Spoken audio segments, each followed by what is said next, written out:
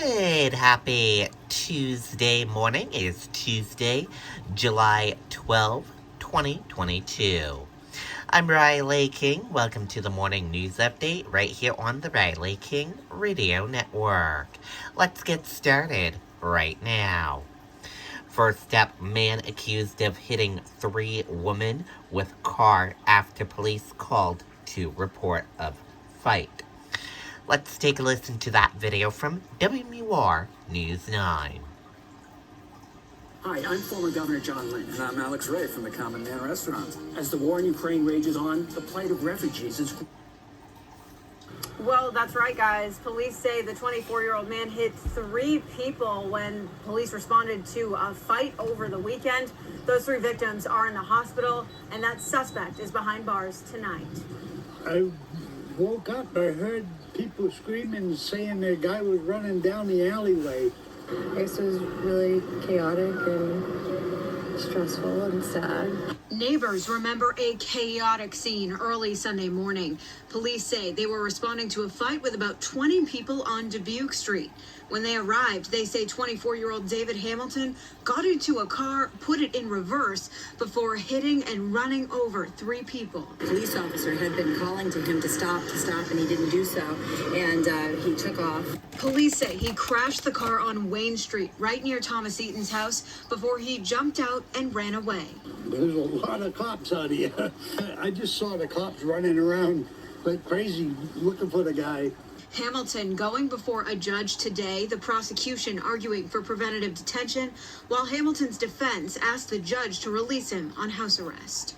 Not only hit 3 young women, ran them over, which resulted in extremely serious injuries. He's a very young person who is fully aware how face tattoos might come off to the court. And he wants you to know that he got those when he was 18 years old and that he is a different person now. Neighbors hoping the victims make a full recovery. Hope that everyone's okay in the end, you know. They get out of the hospital and they recover. And police describe the victim's injuries as serious but not life-threatening. Hamilton is being held on preventative detention with no cash bail. Live in Manchester tonight, Marissa Tansino, WMUR News. Okay, and there you go on that video and that report.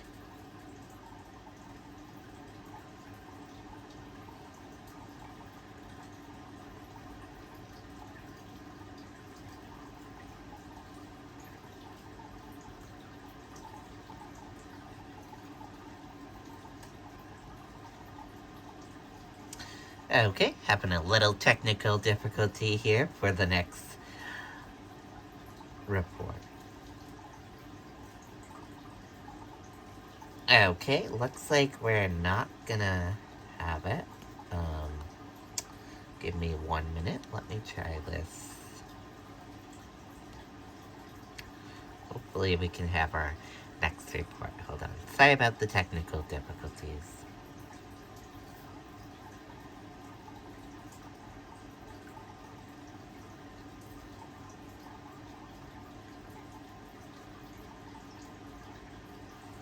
Crews responding to fire in Londonderry. Let's take a listen to that video from WMUR News 9. First, thank you to breaking news now from Londonderry.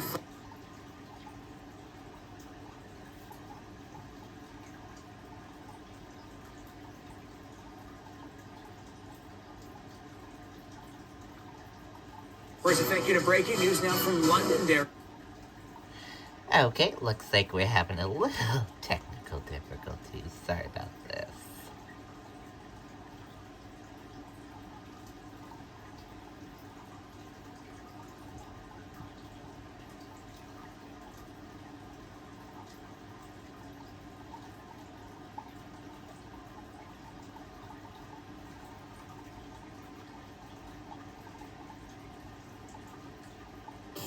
If you have ever dreamed of having granite or Let's try quartz it now. countertops in your kitchen, but thought it was too expensive, Where's executive breaking news now from Londonderry. Fire crews responding to a fire at 3 Sims Drive. This is the scene there. You see firefighters up on the roof of this building as well. Appears to be an industrial building. We have a crew there on the scene tonight as well. Crews are still out there working as we try to get more details about this fire, find out the cause. So far, I've yet to receive more details. We are working to get those for you. And as soon as we get the updates, you'll get them here on air and our mobile app. Okay, there you go on that video and that report. And sorry about that technical difficulty glitch there.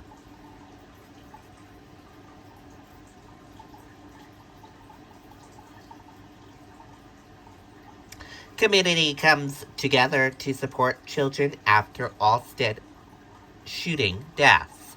Let's take a listen to that video from WMUR News 9.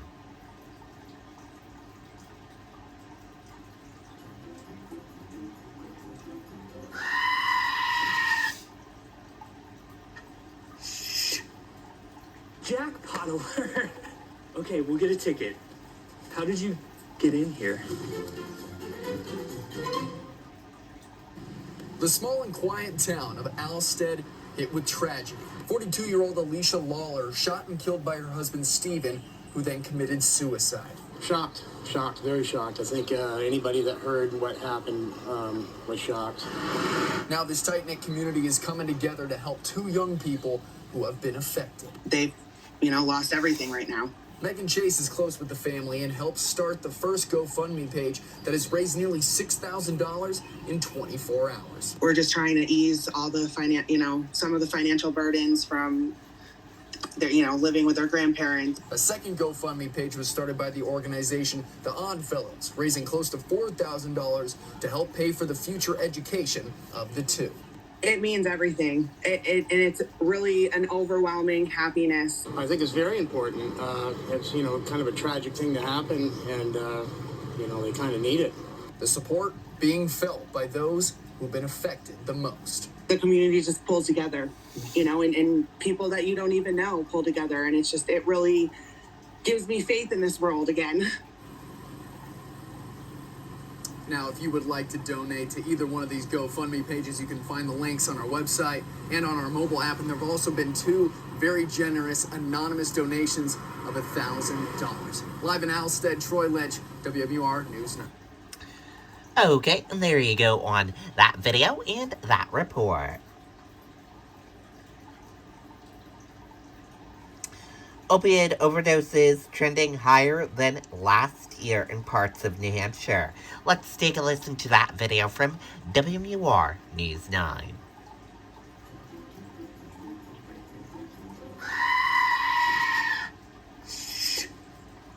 Jackpot alert.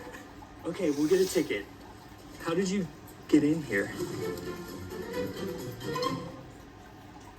Right now, some parts of New Hampshire are seeing a spike in opioid overdoses. In the first half of 2022, Manchester and Nashua saw a 20% spike over the same period last year.